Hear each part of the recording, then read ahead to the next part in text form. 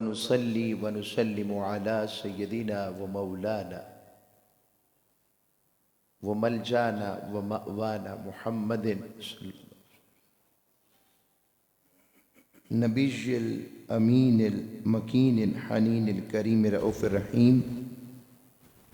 أما بعد فأعوذ بالله من الشيطان الرجيم. بسم الله الرحمن الرحيم. قال الله تبارك وتعالى في القرآن المجيد: حتى إذا جاء أحدهم الموت قال رب ارجعون لعلي أعمل صالحا فيما تركت كلا إنها كلمة هو قائلها ومن ورائهم برزخ إلى يوم يبعثون. وقال الله تبارك وتعالى في مقام آخر: الذين اتخذوا دينهم لهوا ولعبا وغرتهم الحياة الدنيا فاليوم ننساهم كما نسوا لقاء يومهم هذا وما كانوا بآياتنا يجحدون. صدق الله مولانا العظيم وصدق رسوله النبي الأمين الكريم. اللہ رب العزت کا جتنا بھی شکر ادا کرے، مالک تیرا احسان ہے. تو نے ہمیں رمضان المبارک کی بابرکت ساعتیں، گھڑیاں، ایام، دن اور راتیں عطا فرمائی ہیں، جن میں تیری رحمت کی، تیری مغفرت کی اور دوزخ سے آزادی کی لوٹ سیل لگی ہے.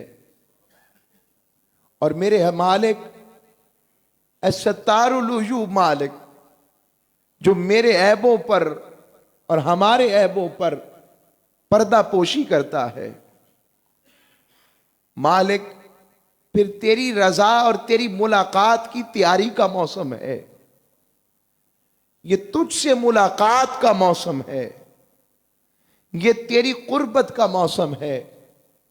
عاشقوں کے لیے رب کی معیت اور رب کی محبت میں ایمان کی بہاروں کے ذریعے گلشن ایمان کو تر و تازہ کرنے کا موسم ہے، اس کی محبت میں تڑپنے کا موسم ہے، اور روح کو جسم سے مزکا کرنے کا موسم ہے کہ جسم روزے سے بھوکا ہے اور روح اس بھوک سے نور بناتی ہے.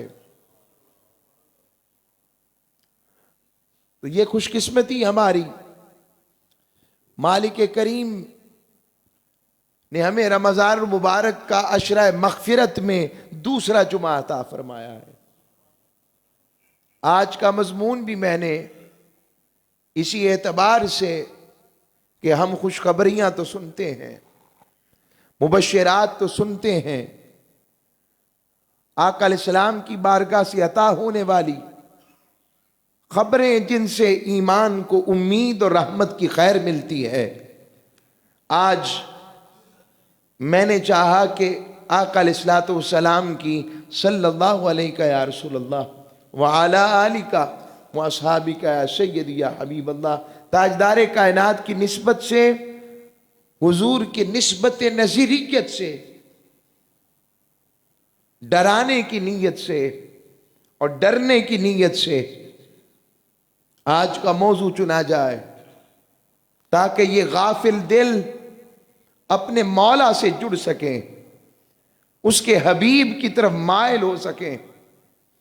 اور یہ ڈر ان کے لیے، ہم جیسوں کے لیے ہے، مگر کئی لوگ تو بڑے شوق سے اس غفلت سے بیدار ہو کر اس دن کی تیاری کرتے ہیں. جب ان کی رب سے اور پھر قبر میں حضور سے ملاقات ہوگی. وہ موضوع موت کا ہے، وہ تذکرہ آخرت ہے، جس سے آج ہم غافل ہو کر یوں زندگی بسر کرتے ہیں کہ شاید ہم کبھی مریں گے نہیں، ہم اس دنیا سے کبھی جائیں گے نہیں. مگر سچ جانیے، یقین جانیے، یہی انسان ہے.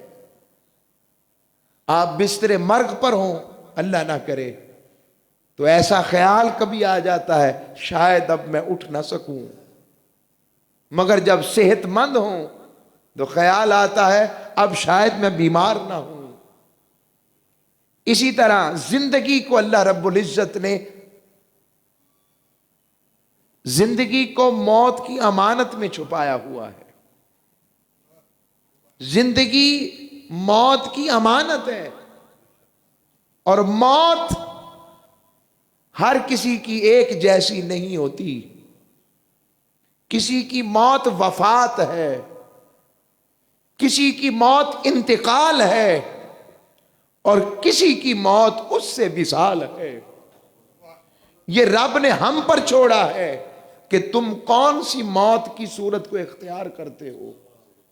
وفات والے بنتے ہو کہ وقت پورا ہو گیا بندے اٹھ چلیے، اسرائیل علیہ السلام آ جائیں، یہ والی موت اختیار کرتے ہو. دوسری موت ہے انتقال، اس گھر سے کسی دوسری گھر منتقل ہو جانا. یہاں گھر آسائشوں والا ہے، یہاں ہوادار ہے، یہاں لائٹ ہے، یہاں پر رزق ہے، یہاں پر اولاد کی ٹھنڈک ہے، یہاں آل کا پیار ہے، یہاں اجداد کی نسبت ہے. مگر ایک گھر اکیلا ہے جو چند گز کا ہے. وہ اندھیر کوٹڑی ہے کہ اسے موت وفات والی بنا لے، یا اس موت کو ایسا تیاری والا کر لیں کہ وہ موت منتقل ہو جانے والی بن جائے. اور پھر اس موت کی ایک صورت اس سے بھی اعلیٰ ہے کہ وہ موت نہ رہے بلکہ محبوب سے ملاقات اور ملنے کا بہانہ بن جائے. ابھی یہ تینوں اموات کی صورتوں کا میں نے ذکر کیا. چوتھا موت کو بھی لے لیں تو وہ گہری نیند سونا ہے. اب وہ نیند رحمت والی کر لیں یا زحمت والی کر لیں، جنت کے باغوں والی کر لیں یا دوزخ کے گڑھوں والی کر لیں. یہ رب نے ہم پر چھوڑا ہے. یہ موت کا تصور، یہ آخرت کا تصور جو ہمارے ایمان کی بنیاد ہے. مگر ایک بات ضرور کہوں گا، موت کا معنی کہیں پر بھی ختم ہو جانا نہیں ہے، ختم ہو جانا نہیں ہے، بلکہ موت ایک زندگی کے وادی سے کسی اور قسم کی زندگی کی وادی میں قدم رکھنے کا نام ہے.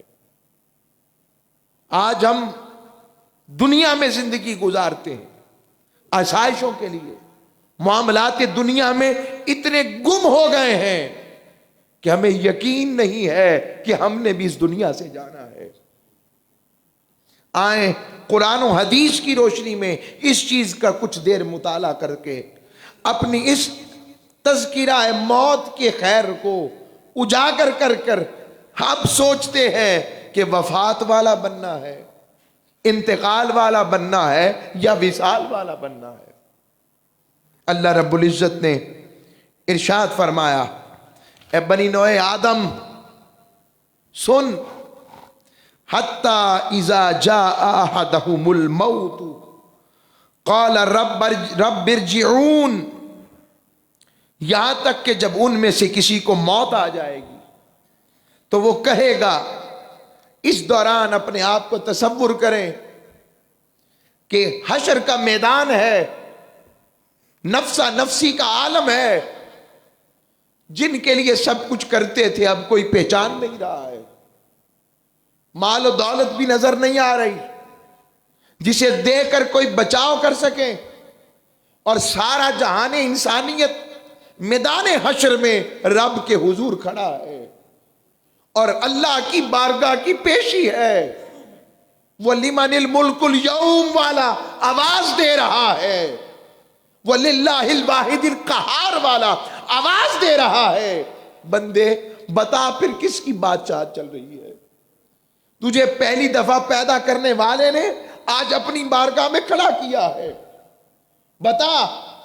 قرآن کہتا ہے پھر جب وہ مر کر میری بارگاہ میں پہنچیں گے، حتیٰ کہ میرے سامنے کھڑے ہوں گے، تو بندے سے پوچھا جائے گا، بندے بتا میں نے جان دی تھی کیا کیا؟ میں نے مال دیا تھا کیا کیا؟ میں نے عزت دی تھی کیا کیا؟ میں نے تجھے شہرت دی تھی کیا کیا؟ میں نے تجھے اولاد دی تھی کیا کیا؟ میں نے تجھے ہر آسائش دینے کی کوشش کی، بتا میرے لیے کیا کیا؟ وہ بندہ کہے گا اے میرے رب ارجعون، مالک بس ایک دفعہ مجھے واپس بھیج دے، ایک دفعہ واپس بھیج دے، پھر دیکھ میں تیری کیسی بندگی کرتا ہوں، مجھے دنیا میں ایک مرتبہ بھیج، لعلی اعمل صالحا فیما ترکت کلا. مالک ایک دفعہ وہ نیک اعمال میں بھر کر لاؤں گا تیری بارگاہ میں تیری رضا کے لیے. اللہ فرمائے گا انہا کلمۃ ہوا قائلھا، وہ یہ باتیں بڑی حسرت سے کہہ رہا ہوگا اور بڑی لجاجت سے کہہ رہا ہوگا، بڑی عاجزی سے منت کر رہا ہوگا، ترلا کر رہا ہوگا مالک کا، مالک ایک دفعہ بھیج دے، اب کی غلطی معاف کر دے، بس ایک دفعہ بھیج کے تو دیکھ. ادھر آواز آئے گی وَمِن وَرَائِهِمْ بَرْزَخٌ إِلَىٰ يَوْمِ يُبْعَثُونَ، ان کے آگے اس دن ایک پردہ عائل ہوگا جس میں وہ اٹھائے جائیں گے اور آواز دے گا ہرگز نہیں، اب واپسی کی کوئی صورت نہیں ہے، جو کر کے آنا تھا موقع دیا اس میں کرنا تھا. پھر اللہ رب العزت نے فرمایا وَلَٰكِن يُؤَخِّرُهُمْ إِلَىٰ أَجَلٍ مُّسَمًّى فَإِذَا جَاءَ أَجَلُهُمْ لَا يَسْتَأْخِرُونَ سَاعَةً وَلَا يَسْتَقْدِمُونَ. اے بندے سن لے، جب موت کا وقت آ جاتا ہے تو یاد رکھ ایک گھڑی پیچھے بھی نہیں ہوگا اور ایک گھڑی آگے بھی نہیں ہوگا، بس جو وقت آ گیا ہے اس وقت تیری روح تیرے جسم سے نکال دی جائے گی. اللہ رب العزت اس میدان حشر میں، یہ موت انسان کی موت ہی اس کی قیامت کی شروعات ہے. اقتربت الساعہ کا ایک معنی یہ بھی ہے کہ قیامت قریب آ پہنچی، یعنی یہ جو موت ہے، قبر ہے، یہ قیامت کی پہلی منزل ہے. اور اس عالم میں ہی انسان میدان حشر میں پہنچے گا. اور قبر کی منزلیں کیا ہیں اور موت کا ذکر کرنا کیا ہے؟ یہ موت کا تذکرہ ہے جو انسان کو اللہ کی بارگاہ میں ڈرنے والا بنا دیتا ہے. یہ موت کا تذکرہ ہے جو اسے دوسروں پر ظلم و ستم کرنے سے روکے رکھتا ہے. یہ موت کا تذکرہ ہے جو اسے دوسروں کے حقوق سلب کرنے سے روک لیتا ہے. یہ موت ہی ہے اور موت کی فکر. ابھی یہ موت کی قسم میں نے بتا دی کہ وہ فکر اس سے ملاقات کی ہو کہ میرا یہ ڈیکورم بھی پورا ہونا چاہیے، یہ ڈیکورم بھی پورا ہونا چاہیے، یہ بھی تیاری پوری ہونی چاہیے کہ میں اپنے محبوب کے سامنے اور اپنے مالک کے سامنے کھڑا ہوں تو رب اور اس کا حبیب مجھ سے رحمت والی نظر سے دیکھے. یہ ہم پر ہے. اور ایسوں کا بھی ذکر ہے. فرمایا قیامت کے دن وہ جو میرے دین کا مذاق اڑاتے رہے، میرے دین کے ساتھ کھلواڑ کرتے رہے. قرآن سورہ میں ارشاد فرماتا اللہ رب العزت، سورہ اعراف آیت نمبر 51 فرماتا الذین اتخذوا دینہم لہوا ولعبا وغرتہم الحیات الدنیا. فرمایا جنہوں نے دین کو کھیل تماشا بنا لیا، دین کے ساتھ مذاق کرتے ہیں، دین جتنا پسند آ جائے نفس کو وہ لے لیتے ہیں، اور جو کام ان کے نفس کو پسند نہیں آتا اسے چھوڑ دیتے ہیں، اور دین کو بطور دین اپنے اوپر اختیار نہیں کرتے. اور ادخلوا فی السلم کافہ کہ دین میں پورے کے پورے داخل ہو جاؤ، داخل نہیں ہوتے اور دین کو مذاق بناتے ہیں، دین کے ساتھ لاہو لاب کرتے ہیں اور دنیا کے فریب میں گم ہو چکے ہیں، دنیا میں دس چکے ہیں. انہیں میری پرواہ نہیں، میرے حبیب کی پرواہ نہیں، انہیں میری ذات میں آ کر پیشی دینے کی پرواہ نہیں. اللہ فرماتا ہے اس دن ایسوں کو میں کھڑا کروں گا اور میں پوچھوں گا بتاؤ میں نے تمہارے ساتھ کیا یہ، تم کیا کر رہے ہو؟ تو وہ کہیں گے فَالْيَوْمَ نَنْسَاهُمْ، وہ جملہ کہیں گے مالک ہم بھول گئے تھے. اللہ اس دن کہے گا تم دنیا میں مجھے بھول گئے تھے؟ جی مالک غلطی ہو گئی، واپس بھیج، آئندہ نہیں بھولیں گے. رب میدان حشر میں اعلان کرے گا فَالْيَوْمَ نَنْسَاهُمْ، جس طرح تم مجھے بھول گئے تھے اس طرح آج میں تمہیں اپنی رحمت سے بلا رہا ہوں، آج میں تمہیں اپنے درگاہ سے بلا رہا ہوں. آج تمہارے لیے کوئی مغفرت کی خیر نہیں، آج کوئی رحمت کی بات نہیں. کما نسوا لقاءہم یومہم، جس طرح تم اس دن کی ملاقات بھول گئے تھے کہ تمہاری مجھ سے ملاقات تھی، تم نے تیاری نہیں کی، تم بھول گئے تھے کہ میری حضور پیشی ہوگی. میں پوچھ سکتا ہوں بندے یہ کیا کیا؟ تم نے کوئی تیاری نہ کی، تو نے میرے حبیب کا بھی حیا نہ رکھا، اس ذات کا بھی حیا نہ رکھا، لوگوں پر ظلم کیا، ستم کیا، زبان سے لوگوں کی عزت کو اچھالا، لوگوں کا حیا نہ کیا، مخلوق کو بھی تنگ کیا، اپنی ذات کو بھی تنگ کیا، گناہوں میں اس طرح جکڑا رہا، شیطان کا شکار ہو گیا. میری رحمت آواز دیتی رہی توبہ کا دروازہ کھلا ہے آ جا، مگر تو توبہ کا دروازہ کھٹکھٹانے کے بجائے اس دلدل گناہ میں اور غفلت کے ساتھ اور ڈھٹائی کے ساتھ اپنے آپ کو گم کرتا رہا.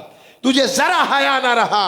جب یہ بات آئی رب کہے گا جا میں نے تجھے بلا دیا، حالانکہ اللہ بھولتا نہیں ہے. تو کیا معنی ہے؟ یعنی اللہ اپنی رحمت سے دور کر دے گا. تو لوگوں مجھے بتاؤ اگر یہ بات میرے ساتھیوں دوستو ہمارے لیے آ گئی، اگر ہمارے لیے آ گئی، آج دیکھیں نا آج کیا مساجد کا حال ہے. آئیں بازاروں میں چلتے ہیں، رش بڑھ رہا ہے. یہ رمضان کیا اس لیے آیا تھا کہ ہم بازاروں میں پھرتے رہے؟ رمضان اس لیے آیا تھا کہ ہم کپڑوں کے پیچھے تو جائیں مگر جس نے یہ عطا کیے ہیں اس کی آواز کی طرف نہ آئیں. یہ رمضان اس لیے آیا تھا جس میں ہم ایک دوسرے سے مال بٹورنے کے لیے قیمتوں کو دگنا تیگنا کر دیں. ہمیں اگر ڈر ہو کہ اس کے حضور پیشی ہونی ہے تو ہم قسم آقا علیہ السلام نے فرمایا لوگوں جو میں دیکھتا ہوں اگر تم دیکھ لو تمہیں زندگی بھر کبھی ہنسنا نہ آئے اور تمہارا رونا کبھی بند نہ ہو. آئیں ہمارے اسٹیجوں سے الا ماشاءاللہ ایسے موضوعات بند ہو گئے. نہ وہ عشق میں رہیں گرمیاں، نہ وہ عشق میں رہیں وہ عشق میں گرمیاں ہی نہیں رہیں. ہائے وہ زلف و ایاز کی بات ہی نہیں رہی. آج یہ دور عجیب آ گیا ہے، یہاں پر ان باتوں کو اہمیت دینا ہم نے چھوڑ دیا ہے. حالانکہ اپنے ہاتھوں سے اپنے پیاروں کو دفن کر کے آتے ہیں، اپنے ہاتھوں سے من و مٹی تلے چھوڑ کر آتے ہیں، مگر ہمیں یقین کی صورت نہیں. ایمان ہے مگر یقین میں تزلزل ہے. ہم ہل گئے ہیں. یہی کمپاس درست کرنا ہے اور حضور کی بارگاہ سے عطا کرتا ہوں. کبھی مال والوں کو رب پکارتا ہے، فرماتا ہے الہاکم التکاثر حتی زرتم المقابر کلا سوف تعلمون ثم کلا سوف تعلمون. رب فرماتا ہے تمہیں کثرت مال کی ہوس نے مجھ سے غافل کر دیا. حتی زرتم المقابر، یہاں تک کہ تم قبروں میں جا پہنچے. پھر اگلا جملہ بڑا سخت ہے، کلا سوف تعلمون، تمہیں پتہ لگ جائے گا، تمہیں پتہ لگ جائے گا جو تم مال کی ہوس میں مبتلا ہو کر اپنے مالک کو بھول گئے تھے، اپنے مولا سے دور چلے گئے تھے، وہ مالک جو 70 ماؤں سے بڑھ کر پیار کرتا تھا اور کرتا ہے، اس نے کہا نہیں تھا تمہیں اپنے محبوب کے ذریعے؟ اس نے کس مان سے شیطان کو کہا تھا جب شیطان نے کہا تھا مالک مجھے تیری عزت کی قسم میں تیرے لوگوں کو گمراہ کرتا رہوں گا جب تک ان کے جسم میں روحیں باقی رہیں گی؟ میں نے پتا ہے نا کس مان سے کہا تھا کہ شیطان سن، مجھے بھی اپنی عزت کی قسم، مجھے بھی اپنی جلال کی قسم، میں بھی اپنے بندوں کو معاف کرتا رہوں گا جب تک وہ مجھ سے معافی مانگتے رہیں گے۔ بندے تو نے مجھ سے معافی مانگی، میرے استغفار کے دروازے کو کٹکھٹایا، میرے توبہ کے دروازے پر آ کر مجھے منایا، تو آتا تو صحیح، میں تیرے انتظار میں تھا، میں تیرا انتظار کر رہا تھا، میری رحمت تیرے انتظار میں تھی، میری رحمت گناہگاروں کے لیے تھی، میری رحمت سیاہکاروں کے لیے تھی، آتا تو صحیح، دیکھ تو صحیح، تو میرے محبوب کا واسطہ دے کر مجھ سے استغفار مانگتا، دیکھ میں تجھے کیسے اپنی رحمت میں لپیٹ لیتا، تو مجھے ایک دفعہ اللہ تو کہتا، میں تو 70 بار بندہ کہنے کو تیار ہوں، تو آتا تو صحیح، تو میری طرف پلٹتا تو صحیح، تو بھول گیا، جا پھر اگر تو بھول گیا ہے تو پھر میں تجھے کیوں یاد رکھوں، مجھے کیا میں تجھے یاد رکھوں؟ تو نے میرے محبوب کا بھی آنسوؤں کا خیال نہیں کیا جو اپنی امت کی بخشش مغفرت کے لیے بہتے رہے، وہ مجھے ہر جگہ میرا محبوب معراج کی رات بھی کہتا رہا، میرے مالکا میرے رب میری امت کا کیا کرے گا؟ لوگوں رمضان اس لیے استیاری کا موقع، ہم جاگ جائیں، ہم سوئے ہوئے ہیں، ہم سوئے ہوئے ہیں، عید تب ہوگی اور عید اسی کی ہوتی ہے جس کی محبوب سے ملاقات ہو، عید وہی ہے جس میں محبوب سے ملاقات ہو، اور جس میں محبوب سے ملاقات نہیں وہ شاید رسمن عید تو ہوگی، شرعید بن جائے گی، مگر وہ عید نہیں ہے۔ وہ ایک حکایت میرے ذہن میں آ گئی، حضرت بابا غلام فرید، خواجہ غلام فرید کوٹ مٹھو شریف والوں کی، عید کے دن حضرت بابا سرکار اپنی مسجد میں عید پڑھ کے واپس آ رہے تھے تو راستے میں مجذوب سے ملاقات ہوئی، ایک اللہ والے سے، بولی والے جانتے ہوتے ہیں، انہوں نے اپنی زبان میں پوچھا عید ولس ہے، عید چنگی گزری؟ تو اس نے آگے سے کہا سائیں محبوب مل ساتے ولس ہے، ہائے ہائے ہائے ہائے، کہا محبوب ملے گا تو ول ہو جاؤں گا، ٹھیک ہو جاؤں گا، پھر ہی ٹھیک ہوں گا، اگر محبوب ملے گا تو پھر کہنے لگا سائیں محبوب کی میں ولسی، ہائے محبوب کس طرح ملے گا، محبوب کیسے ملتا ہے؟ تو آپ نے فرمایا محبوب مر کے مل سائیں، کہنے لگے محبوب کے لیے مرنا پڑتا ہے، تو چیخ ماری، اس نے آواز دی اسرائیل آسان میں محبوب نو ملنا سے، وہ کہا آجا میں نے محبوب کو ملنا ہے۔ لوگوں جن سے اس کی ملاقات کی تڑپ آ جاتی ہے ان کو ہر وقت اپنے محبوب سے ملاقات کی رہتی ہے۔ ہم دیکھیں ہماری زندگیوں میں رب سے ملاقات کی کوئی تیاری ہے؟ اللہ رب العزت نے پھر ارشاد فرمایا، یہ جسم جب روح سے جدا ہوگا نا، جسم جب روح سے جدا ہوگا، وفات اور وصال و انتقال والوں میں اسی وقت فرق ہو جائے گا، اسی وقت فرق ہو جائے گا۔ قرآن نے کہا وَالنَّازِعَاتِ غَرْقًا، قسم ہے ان فرشتوں کی جو کافروں کی جانوں کو بڑی سختی سے نکالتے ہیں، اور پتہ نہیں ہمارے لیے رب کے محبوب نے کتنا رب کو منایا ہے.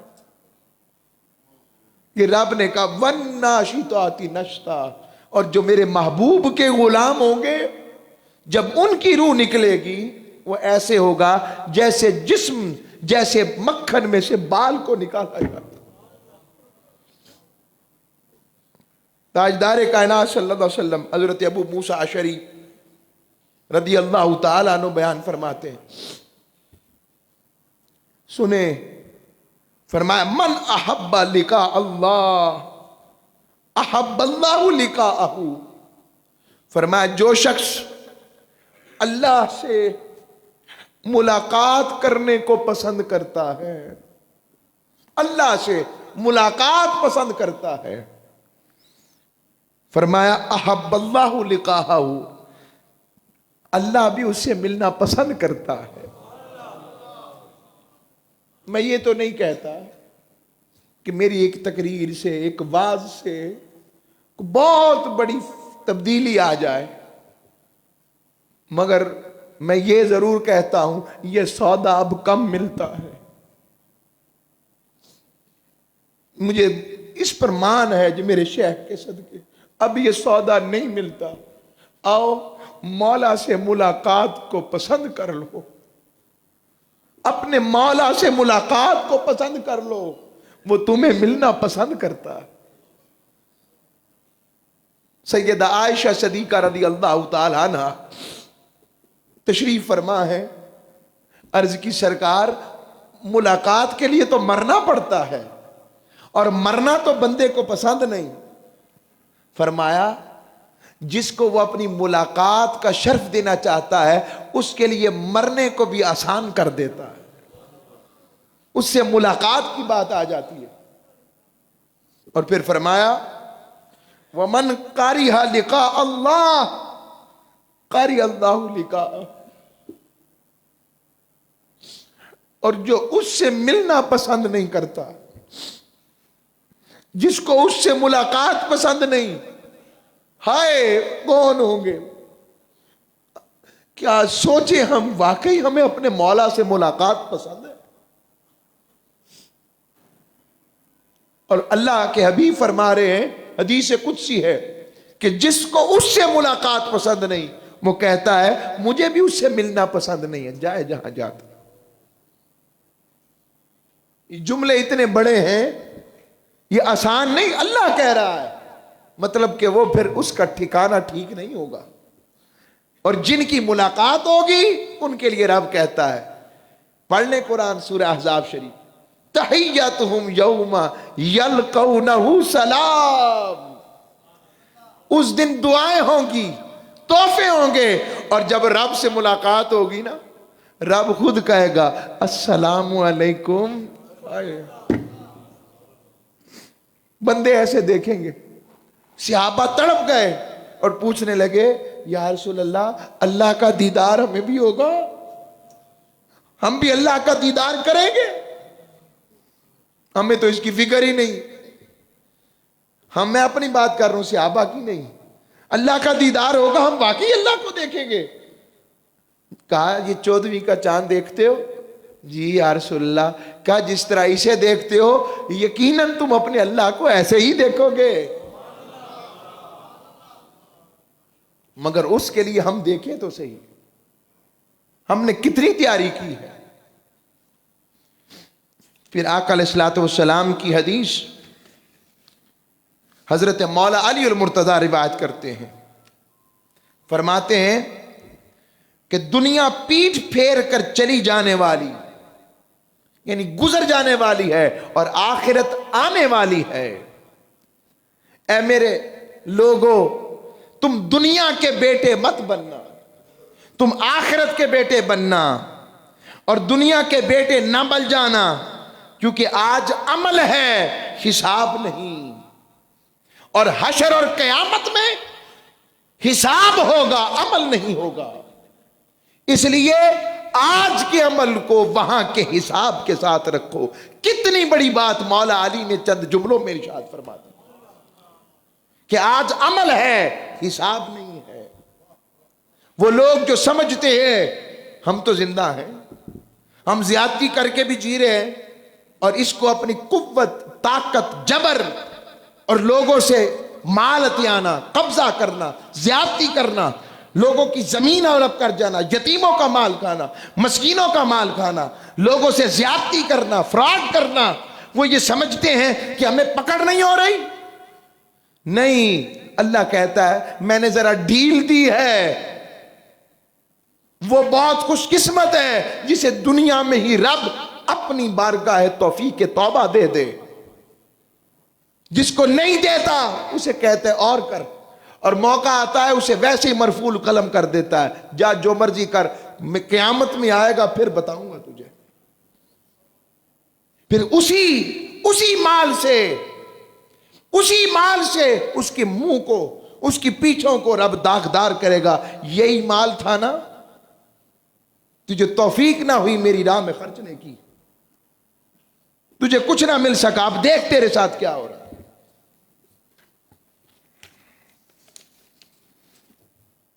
اور موت سے کیا ہوتا ہے؟ تاجدار کائنات نے فرمایا لذتوں کو ختم کرنے والی چیز موت کو زیادہ یاد کیا کرو۔ یہ قبرستان میں جتنے لوگ لیٹے ہیں یہ بھی یہی کہتے تھے ہمارے بغیر دنیا نہیں چل سکتی، ہماری اولاد کا کیا ہوگا، ہمارے خاندان کا کیا ہوگا۔ دیکھیں قبر میں پہنچ گئے، ہم نے بھی چلے جانا ہے، مگر بتائیں دنیا رک رہی ہے کہ چل رہی ہے؟ تو پھر مالک کون ہے؟ پالنے والا حقیقی کون ہے؟ کس نے ہمیشہ رہنا ہے؟ یا اللہ رہے گا یا اس کے نام لینے والے رہیں گے؟ بس یہ فکر دینا چاہتا ہوں، جھنجھوڑنا چاہتا ہوں، یہ اس فکر کی طرف، موت و آخرت کی طرف لانا چاہتا ہوں۔ تاجدار کائنات نے فرمایا اسی لیے لذتوں کو ختم کرنے والی چیز موت کو زیادہ یاد کیا کرو۔ حضور علیہ السلام کا طریقہ تھا، حضرت ابی بن کعب رضی اللہ تعالیٰ عنہ روایت کرتے ہیں تہجد کا وقت ہو جاتا تو آقا علیہ السلام خود کھڑے ہو کر فرماتے یا ایھا الناس اذکروا اللہ، اے لوگوں اللہ کو یاد کرو، اللہ کو یاد کرو۔ جاءت الراجفہ تتبعها الرادفہ، جاء الموت بما فیہ، جاء الموت بما فیہ۔ حضور فرماتے لوگوں پہلا نفخہ قیامت کا آ چکا، دوسرا نفخہ قیامت کا اس کے پیچھے آ رہا ہوگا۔ موت اپنی ہولناکیوں کے ساتھ آ پہنچی، موت اپنی سختیوں کے سمیت آ چکی۔ بندے جاگ جا، اللہ کو یاد کر، اللہ کو یاد کر۔ یہ آقا علیہ السلام خود تربیت کر رہے ہیں۔ وہ پیر خانے، وہ مے خانے، وہ خانقاہیں جہاں پر فکر آخرت کا درس آج بھی ہوتا ہے، جہاں صرف ہاتھ پاؤں چومنے پر زور نہیں، جہاں صرف خدمت کرانے پر زور نہیں، بلکہ جہاں پر فکر آخرت، موت کی تیاری، محبوب سے ملاقات کا طریقہ سکھایا جاتا ہے، وہی اصل میں خانقاہیں ہیں۔ جو سال بعد عرس میں آنے کا نام صرف مریدی نہیں رکھتے، بلکہ اسے مرید کہتے ہیں جس کی زندگی میں واقعی اللہ اور اس کے رسول کی محبت آ جائے۔ وہ لوگوں کو لڑاتے نہیں، مولا سے جوڑتے ہیں۔ میری بات اگر کڑوی لگے تو میں معذرت خواہ ہوں۔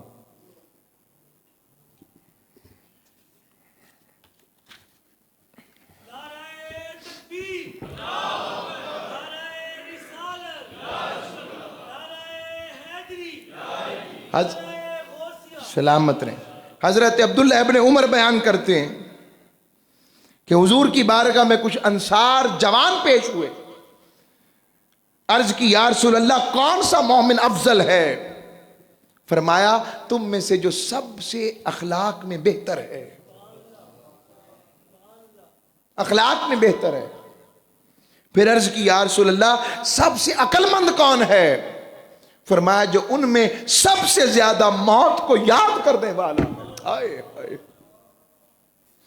اور اس کے بعد اس کے لیے اچھی تیاری کرنے والا ہے، وہی عقل مند ہے۔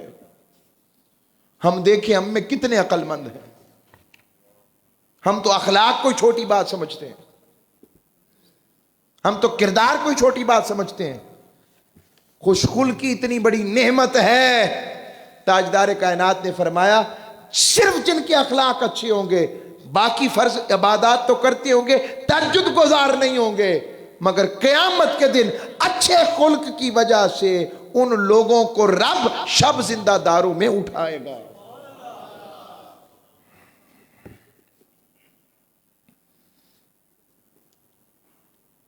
تاجدار کائنات صلی اللہ علیہ وسلم نے حضرت محمود بن لبید رضی اللہ تعالیٰ عنہ, لبید, حضرت محمود بن لبید, ایک اور ہے محمود بن ربیع, صحابہ ہیں, وہ بیان کرتے ہیں کہ تاجدار کائنات نے فرمایا 2 چیزوں کو آدم کا بیٹا برا سمجھتا ہے. یہ جملے بڑے پتے کے سرکار کی بارگاہ کے, یاد ہو جائے تو کمال ہو جائے. فرمایا 2 چیزوں کو آدم کا بیٹا برا سمجھتا ہے. ایک موت کو, جبکہ موت اس کے لیے آزمائش سے بہتر ہے. اور فرمایا دوسرا مال و دولت کی کمی کو, جبکہ کم مال و دولت کا حساب بھی کم ہوگا. یہ تاجدار کائنات فرما رہے ہیں. اب صحابہ کا حال سنیں. حضرت عبداللہ ابن عباس رضی اللہ تعالیٰ عنہ, حضرت ابن ابی ملیکہ بیان کرتے ہیں, ملائکہ, کہ میں نے مکہ مکرمہ اور مدینہ منورہ میں, پھر مدینہ منورہ سے مکہ مکرمہ تک حضرت عبداللہ ابن عباس رضی اللہ تعالیٰ عنہ کی آپ کی صحبت اختیار کی. آپ کسی مناسب جگہ رک کر قیام کرتے, آدھی رات کو بیدار ہوتے, ٹھہر ٹھہر کر قرآن پڑھتے, ایک ایک حرف کو پڑھتے اور اس میں آہو بکا کرتے اور خوب روتے,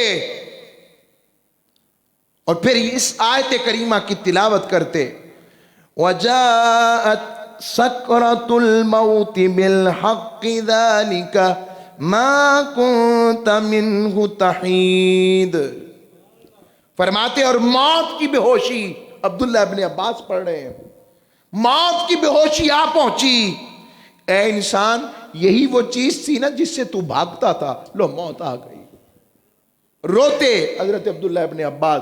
لوگوں یہ ان کا حال بتا رہا ہوں جو حضور کے چچا کے خاندان سے ہیں, خود حضور کے صحابی ہیں, جنہیں تاجدار کائنات نے ترجمان القرآن کہا ہے.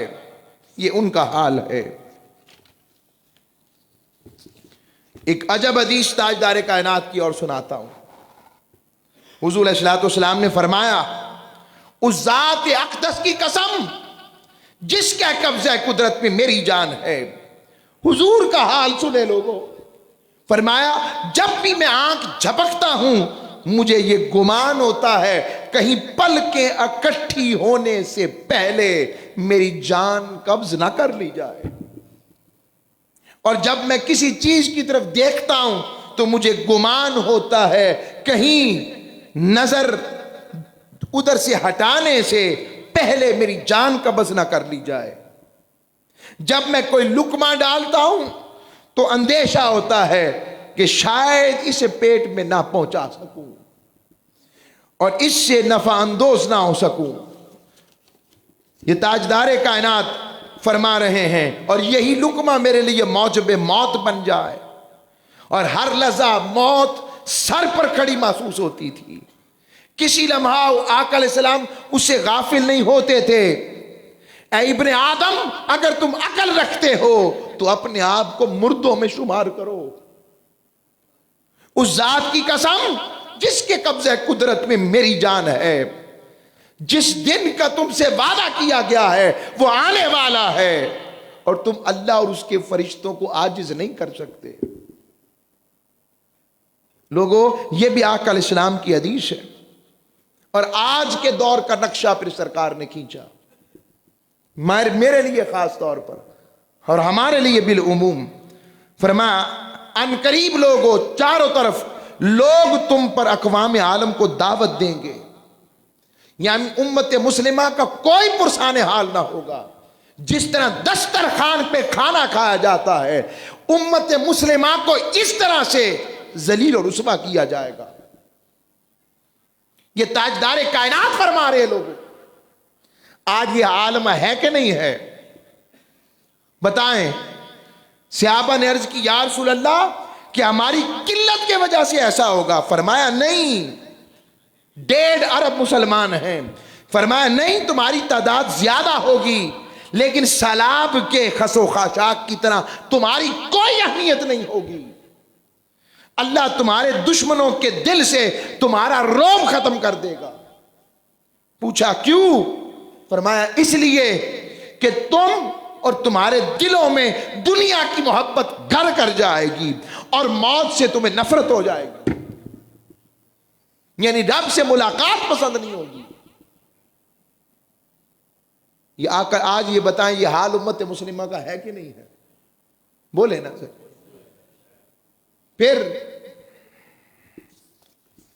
یہ میں نے آپ کو چند حدیثیں حضور کی بارگاہ سے پیش کی ہیں. اور جو شخص، یہ بھی آقا علیہ السلام کی حدیث کا مفہوم ہے، جو شخص دن میں 20 مرتبہ موت کو یاد کرتا ہے. کتنی مرتبہ؟ 20 مرتبہ یاد کرتا ہے. وہ حشر کے دن اللہ رب العزت انہیں شہیدوں میں اٹھائے گا. جب 20 مرتبہ موت کو یاد کرے گا تو اسے فکر رہے گی. آئیں اسی پیغام کے ساتھ سیدنا صدیق اکبر رضی اللہ تعالیٰ عنہ بھی یہی فرماتے ہیں.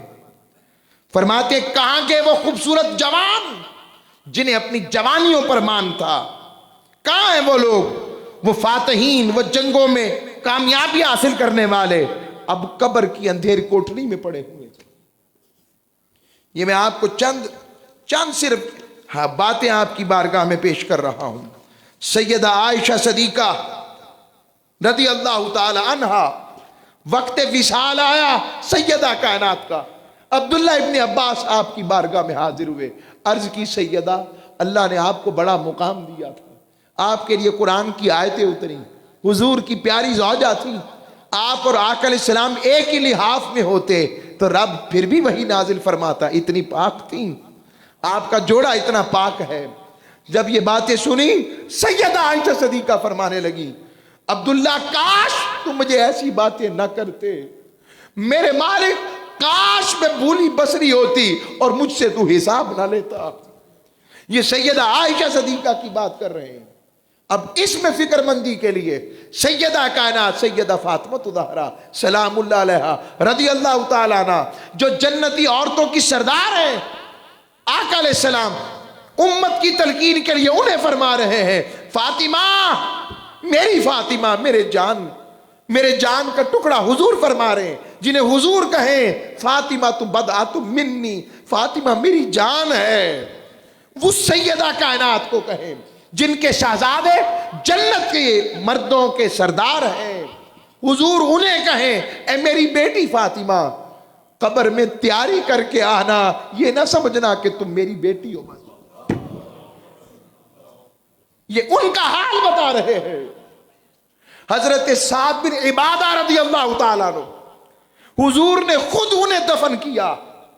یہ سعد بن معاذ کے بارے میں آتا ہے، حضور نے خود دفن کیا. جیسے ہی دفن کیا اچانک قبر نے حضرت سعد بن معاذ کو ایسے بھیجا. حضرت سعد بن معاذ کا جب یہ عالم حضور نے دیکھا قبر پر بیٹھ گئے اور کہا مولا میرا سعد ہے، میرا سعد ہے مالک. پھر فرمایا نہیں، سعد کو محبت سے قبر نے اپنے ساتھ چمٹایا ہے جس طرح ماں اپنے سینے سے لگاتی ہے. لوگوں یہ ان کا حال ہے. اس سے پتہ لگائیں ہم قبر کو آسان لے بیٹھے، ہم موت کو آسان سمجھ بیٹھے. سن لو یہ ان کا وصال والا معاملہ ہوگا جنہوں نے مولا اور اس کے حبیب سے ملاقات کی تیاری کی ہوگی. حضرت عمر بن عبدالعزیز رضی اللہ تعالیٰ عنہ، بس 2 سے 3 منٹ میں بات ختم کر رہا ہوں.